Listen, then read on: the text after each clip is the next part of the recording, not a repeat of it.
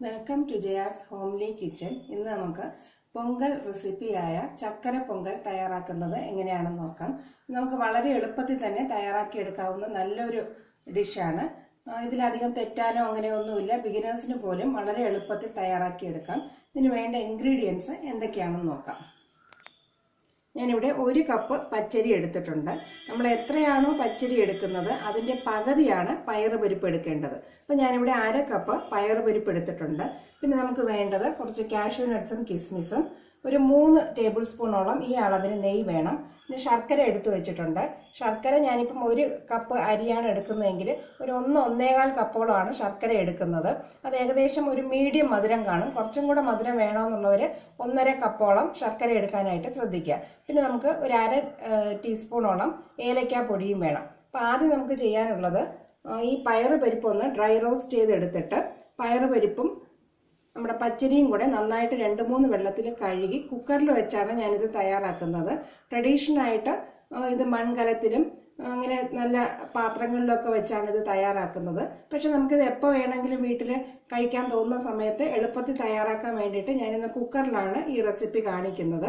അപ്പോൾ ഞാനിവിടെ മൊത്തത്തിൽ പയറും അരിയും കൂടെ പരിപ്പും അരിയും കൂടെ 1.5 കപ്പ് എടുത്തിട്ടുള്ളതിന് ഞാനിവിടെ 4 കപ്പ് വെള്ളം ഒഴിച്ചാണ് കുക്കറിൽ ഇത് വേവിച്ചെടുക്കുന്നത്. പയറുപരിപ്പ് കുക്കറിൽ തന്നെ ഇട്ട് ഞാനൊന്ന് ഡ്രൈ റോസ്റ്റ് ചെയ്യാണ്. പയറുപരിപ്പിന് ചെറുതായിട്ടൊരു പച്ച മണം ഉണ്ടാകും. അത് മാറാൻ വേണ്ടിയിട്ടാണ് നമ്മളിത് ഒന്ന് ചൂടാക്കി എടുക്കുന്നത്. കഴിവതും ലോ ഫ്ലെയിമിലോ മീഡിയം ഫ്ലെയിമിലോ വെച്ച് വേണം ഇതൊന്ന് ഡ്രൈ റോസ്റ്റ് ചെയ്തെടുക്കാൻ. ഇതിൻ്റെ നിറം ഒട്ടും മാറിപ്പോകാതിരിക്കാനായിട്ട് പ്രത്യേകം ശ്രദ്ധിക്കുക. 2-3 മിനിറ്റ് ഒരു മീഡിയം ഫ്ലെയിമിൽ വെച്ച് ഇത് നമുക്കൊന്ന് വറുത്തെടുക്കാം. പയറുപരിപ്പ് ഒന്ന് ചൂടാക്കി എടുത്തിട്ടുണ്ട്. ഇനി നമുക്ക് ഗ്യാസ് ഓഫ് ചെയ്ത് കൊടുത്തിട്ട് നമ്മൾ അളന്ന് വെച്ചിരിക്കുന്ന പച്ചരിയും പയറുപരിപ്പും കൂടെ നന്നായിട്ടൊന്ന് കഴുകിയെടുക്കണം. കഴുകിയെടുത്ത അരിയുടെയും പരിപ്പിൻ്റെയും കൂടെ ഞാൻ അരി അളന്നെടുത്ത അതേ കപ്പിൽ 4 കപ്പ് വെള്ളം മെഷർ ചെയ്ത് വെച്ചിട്ടുണ്ട്. മൊത്തം അരിയും പരിപ്പും കൂടെ 1.5 കപ്പും 4 കപ്പ് വെള്ളമാണ് വെച്ചിട്ടുള്ളത്. ഇനി ഇത് കുക്കർ അടച്ചു വെച്ച് നമുക്കൊരു 4 വിസിൽ വരെ വെച്ച് വേവിച്ചെടുക്കണം. പൊങ്കൽ പൊതുവേ കുറച്ച് കുഴഞ്ഞാണ് ഇരിക്കുന്നത്. അതുകൊണ്ടാണ് സാധാരണയെക്കാളും കുറച്ച് കൂടുതൽ വെള്ളം നമ്മൾ പൊങ്കലിന് ചേർക്കുന്നത്. ഇത് കുറച്ചൊന്ന് വെന്ത് കുഴഞ്ഞിരിക്കുന്ന ഒരു ടെക്സ്ചറിൽ വരുമ്പോഴാണ് അതിൻ്റെ കറക്റ്റ് ഒരു ടേസ്റ്റ് കിട്ടുന്നത്. അപ്പം അതുകൊണ്ട് 4 വിസിൽ വെച്ച് നമുക്കിത് വേവിച്ചെടുക്കാം. കുക്കർ 4 വിസിൽ വെച്ച് വേവിച്ചെടുത്തിട്ടുണ്ട്. പിന്നെ ഇതിനിടയ്ക്ക് ഒരു കാര്യം പറയാൻ ഞാൻ വിട്ടുപോയിരുന്നു. ഇതിനകത്ത് 4 കപ്പ് വെള്ളമാണ് ഞാൻ ചേർത്തിട്ടുള്ളത്. പക്ഷെ പൊങ്കൽ തയ്യാറാക്കുമ്പോൾ ചിലർക്ക് പാലിൻ്റെ ടേസ്റ്റ് ഇഷ്ടമുള്ളവർക്ക് 2 കപ്പ് പാലും 2 കപ്പ് വെള്ളവും 3 കപ്പ് വെള്ളവും 1 കപ്പ് പാലും കൂടെ ചേർത്ത് വേണമെങ്കിലും തയ്യാറാക്കാം. ഇതിനകത്ത് പശുവിൻ്റെ പാല് വേണം ചേർക്കാനായിട്ട്. കാരണം ഇത് ഒരു കേരള റെസിപ്പി അല്ലാത്തതുകൊണ്ട് നമ്മളിതിൻ്റെ തേങ്ങയുടെ പാൽ ഇതിനകത്ത് ചേർക്കത്തില്ല. അങ്ങനെ വേണമെന്നുള്ളവർ പശുവിൻ്റെ പാല് ഓരോരുത്തർക്ക് ഇഷ്ടമുണ്ടെങ്കിൽ മാത്രം ചേർത്ത് കൊടുക്കുക. പക്ഷേ എനിക്കത് ഇങ്ങനെ പ്ലെയിൻ ആയിട്ട് ശർക്കരയും വെള്ളവും ചേർത്ത് തയ്യാറാക്കുന്ന ആ റെസിപ്പിയാണ് ഇഷ്ടം. എല്ലാവർക്കും ആ പാല് ചേർക്കുന്ന ടേസ്റ്റ് ഇഷ്ടപ്പെടണമെന്നില്ല. അപ്പം ആദ്യം തയ്യാറാക്കുന്നവർ വെറുതെ പാല് ചേർക്കാതെ ഇങ്ങനെ തയ്യാറാക്കി നോക്കിയിട്ട് പിന്നെ ചെറിയൊരു ക്വാണ്ടിറ്റി പാല് ചേർത്ത് തയ്യാറാക്കി നോക്കിയിട്ട് ഇഷ്ടപ്പെടുന്നെങ്കിൽ പിന്നെ തയ്യാറാക്കുമ്പോൾ അങ്ങനെ തയ്യാറാക്കാനായിട്ട് ശ്രദ്ധിക്കുക. അപ്പം കഴിവതും ഇതിനകത്ത് തേങ്ങാപ്പാൽ ചേർക്കാതിരിക്കുക. പശുവിൻ്റെ പാല് തന്നെ ചേർത്ത് ഇത് തയ്യാറാക്കാനായിട്ട് ശ്രദ്ധിക്കുക. ഇനി നമുക്ക് അടുത്തത് ശർക്കരയൊന്ന് ഉരുക്കിയെടുക്കണം. ഈ അളന്ന് വെച്ചിരിക്കുന്ന 1.25 കപ്പോളം ശർക്കരയുടെ കൂടെ ഞാൻ 1 കപ്പ് വെള്ളവും കൂടെ ചേർത്ത് ഒന്ന് ഉരുക്കിയെടുക്കുകയാണ്. ഇതൊന്ന് നന്നായിട്ട് തിളച്ച് ഒന്ന് അലിഞ്ഞ് കിട്ടിയാൽ മതി. ഇത് ഒരു നൂൽ പരുവം ഒന്നും ആവേണ്ട ആവശ്യമില്ല. അതിനുശേഷം ഇത് നമുക്ക് നന്നായിട്ട് അരിച്ചെടുക്കണം. ഇതിലുള്ള പൊടികളൊക്കെ മാറ്റി അരിച്ചെടുത്തിട്ടാണ് നമ്മൾ ഈ പൊങ്കലിൻ്റെ കൂട്ടിലേക്ക് ചേർക്കുന്നത്. ശർക്കര ഉരുക്കി അരിച്ചെടുത്ത് വെച്ചിട്ടുണ്ട്. ഇനി നമുക്ക് കാഷ്യൂ നട്ട്സും കിസ്മിസും കുറച്ച് നെയ്യ് ഒഴിച്ച് വറുത്തെടുക്കാം. ഞാനിപ്പോൾ ഏകദേശം ഒരു 2 ടേബിൾ സ്പൂണോളം നെയ്യ് ഒഴിച്ച് കൊടുക്കുന്നുണ്ട്. അതിലാണ് കാഷ്യൂ നട്ട്സും കിസ്മിസും ഒന്ന് ഫ്രൈ ചെയ്ത് വയ്ക്കുന്നത്.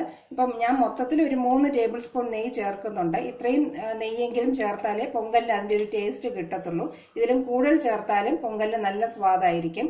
കഴിവതും ഇത്രയെങ്കിലും നെയ്യ് ചേർത്ത് തയ്യാറാക്കുക, നമുക്ക് നല്ലൊരു ടേസ്റ്റ് കിട്ടണമെങ്കിൽ.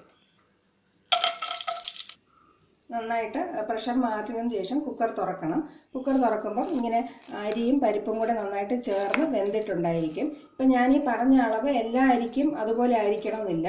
അപ്പം അങ്ങനെ എടുത്ത് നോക്കുമ്പോൾ കുറച്ച് വേവ് കുറവാണെന്ന് തോന്നുന്നെങ്കിൽ പിന്നെ വെള്ളം ഒഴിച്ച് വേവിക്കുന്നതിനേക്കാളും ഇത് ജസ്റ്റ് ഒരു തവി ഉപയോഗിച്ച് ഇങ്ങനെ ഒന്ന് ഉടച്ചെടുക്കുക. ഇതിപ്പോൾ ആവശ്യത്തിനുള്ള വേവ് ആയിട്ടുണ്ട്. അപ്പം ഞാനിത് പറയാൻ കാരണം ഇപ്പം ഇതിനകത്ത് നന്നായിട്ട് ഉടഞ്ഞ് ചേർന്നിട്ടില്ല എങ്കിൽ നമ്മൾ ശർക്കര ചേർക്കുമ്പോൾ ഇത് പിന്നെ ഉടഞ്ഞ് ചേരത്തില്ല, ഇതിങ്ങനെ വേറിട്ട് മാറി നിൽക്കും. അപ്പം നമുക്ക് പൊങ്കലിന് സ്വാദ് കുറവായിട്ട് തോന്നും. അപ്പം ഈ സമയത്ത് തവി കൊണ്ട് ചെറുതായിട്ടൊന്ന് ഉടച്ചെടുക്കുക. ഇതിപ്പോൾ എനിക്ക് ആവശ്യത്തിനുള്ള വേവ് ആയിട്ടുണ്ട്, അതുകൊണ്ട് ഒരുപാട് ഞാനിങ്ങനെ ഉടച്ച് ചേർക്കുന്നില്ല. ഇനിയിപ്പോൾ ഇതിലേക്ക് നമുക്ക് ശർക്കര പാനി ചേർത്ത് കൊടുക്കാം. അപ്പം ഞാൻ സാധാരണ ചെയ്യുന്നത് ഇങ്ങനെ തയ്യാറാക്കി വെച്ചിട്ടുള്ള മുഴുവനും ചേർത്ത് കൊടുക്കത്തില്ല, ഒരു 1/4 ഭാഗം ചേർത്ത് കൊടുത്തിട്ട് ആവശ്യമുണ്ടെങ്കിൽ നമുക്ക് കുറച്ചും കൂടെ ചേർത്ത് കൊടുക്കാവുന്നതാണ്. ഇനി നമുക്ക് ഗ്യാസ് ഓൺ ചെയ്ത് ഒരു മീഡിയം ഫ്ലെയിമിൽ വെച്ച് ഇതെല്ലാം കൂടി ഒന്ന് മിക്സ് ചെയ്തെടുക്കണം. ശർക്കരയുടെ മധുരവും ടേസ്റ്റും എല്ലാം ഈ അരിയിലും പരിപ്പിലും കിട്ടണം. അപ്പോൾ ഹൈ ഫ്ലെയിമിൽ വയ്ക്കാതെ ഒരു മീഡിയം ഫ്ലെയിമിൽ വയ്ക്കുകയാണെങ്കിൽ ഈ ശർക്കരയുടെ ടേസ്റ്റ് ഇതിനകത്ത് നന്നായിട്ട് ഇറങ്ങി കിട്ടും.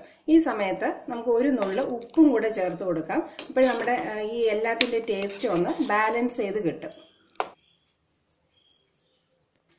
ഞാനിപ്പം മധുരം നോക്കിയിട്ട് കുറവായതുകൊണ്ട് കുറച്ചും കൂടെ ശർക്കര പാനി ചേർത്ത് കൊടുക്കുകയാണ്. ഏകദേശം ഞാൻ അരിച്ചു വെച്ചിട്ടുള്ള മൊത്തവും ചേർത്ത് കൊടുത്തിട്ടുണ്ട്. അപ്പം മധുരം ഓരോരുത്തരും അനുസരിച്ച് ചേർക്കുക. എന്തായാലും 1/4 കപ്പോളം ഈ അളവിന് ശർക്കര വേണ്ടി വരും. മധുരം കൂടുതലുള്ള വേണമെന്നുള്ളവർ ഒരു 1/4 കപ്പും കൂടെ ശർക്കര ഇങ്ങനെ ഉരുക്കി ചേർക്കുക. ഇനി ഇതിൻ്റെ കൂടെ ഒരു 1/2 ടീസ്പൂൺ ഏലക്ക പൊടിയും കൂടെ ചേർത്ത് കൊടുക്കാം. ഞാനിത് ഏലക്കയും പഞ്ചസാരയും കൂടെ ചേർത്ത് പൊടിച്ചെടുത്ത് വെച്ചിരിക്കുന്നതാണ്. പിന്നെ ഞാനിവിടെ ചേർത്തിട്ടുള്ളത് വെള്ള ശർക്കരയാണ്, അതുകൊണ്ടാണ് കുറച്ച് നിറം കുറവായിട്ട് തോന്നുന്നത്. നല്ല കുറച്ചും കൂടെ ഡാർക്ക് ഷെയ്ഡിലുള്ള കറുപ്പ് ശർക്കര കിട്ടുകയാണെങ്കിൽ അത് തന്നെ ഉപയോഗിക്കാനായിട്ട് ശ്രദ്ധിക്കുക. നല്ലൊരു നിറവും കിട്ടും, അതിന് കുറച്ചും കൂടെ ഒരു ഫ്ലേവറും കാണും. ഇനി അത് 1-2 മിനിറ്റ് നമുക്കൊരു മീഡിയം ഫ്ലെയിമിൽ വെച്ച് ഇതൊന്ന് തയ്യാറാക്കി എടുക്കാം. ഇനി നമുക്ക് പൊങ്കലിലേക്ക് നമ്മൾ റോസ്റ്റ് ചെയ്ത് വെച്ചിട്ടുള്ള കാഷ്യൂ നട്ട്സും കിസ്മിസും കൂടെ ചേർത്ത് കൊടുക്കാം. അതും കൂടെ ചേർത്ത് കൊടുത്ത് ഒന്ന് മിക്സ് ചെയ്തതിന് ശേഷം ഒരുപാട് സമയം നമ്മളിത് ഫ്ലെയിമിൽ വെക്കേണ്ട കാര്യമില്ല. അങ്ങനെ വയ്ക്കുകയാണെങ്കിൽ നമ്മുടെ പൊങ്കൽ ഒരുപാട് കട്ടിയായി പോവും. കാരണം തണുക്കുമ്പോൾ ഇത് കുറച്ചും കൂടെ പച്ചരി ആയതുകൊണ്ട് തിക്കാവാനുള്ള ചാൻസ് ഉണ്ട്. അപ്പോൾ ഈ ഒരു സ്റ്റേജിൽ തന്നെ നമുക്ക് ഗ്യാസ് ഓഫ് ചെയ്ത് കൊടുക്കാം. അപ്പം ഞാൻ ഗ്യാസ് ഓഫ് ചെയ്ത് കഴിഞ്ഞു, എല്ലാം കൂടെ നന്നായിട്ട് മിക്സ് ചെയ്തെടുത്തിട്ടുണ്ട്. ഇനി ഏറ്റവും അവസാനം ഞാൻ നേരത്തെ മാറ്റി വെച്ചിരുന്ന 1 ടേബിൾ സ്പൂൺ നെയ്യ് ഈ സമയത്ത് ചേർത്ത് കൊടുക്കുകയാണ്. അപ്പം ഈ സമയത്ത് ചേർത്ത് കൊടുക്കുമ്പോൾ നമ്മുടെ പൊങ്കലിന് നല്ലൊരു ഫ്ലേവർ കിട്ടും. ഇതും കൂടെ മിക്സ് ചെയ്ത് നമുക്കൊരു 5 മിനിറ്റ് അടച്ചു വെച്ചതിന് ശേഷം പൊങ്കൽ ഉപയോഗിക്കാവുന്നതാണ്. അങ്ങനെ നമ്മുടെ വളരെ ടേസ്റ്റി ആയിട്ടുള്ള ചക്കര പൊങ്കൽ തയ്യാറായി കഴിഞ്ഞു. ഇതെല്ലാവരും ഒന്ന് ട്രൈ ചെയ്ത് നോക്കുക. നമ്മുടെ സ്ഥിരം നമ്മൾ കഴിക്കുന്ന അരിപ്പായസം ഇന്ന് കുറച്ച് വ്യത്യസ്തമായിട്ട് രുചിയിലുള്ളതാണ്. കാരണം നമ്മൾ ഇതിനകത്ത് പയറ് പരിപ്പും കൂടെ ചേർത്താണ് തയ്യാറാക്കുന്നത്. ഈ റെസിപ്പി തീർച്ചയായിട്ടും എല്ലാവർക്കും ഇഷ്ടപ്പെട്ട് കാണുമെന്ന് വിചാരിക്കുന്നു. Thank you for watching my video.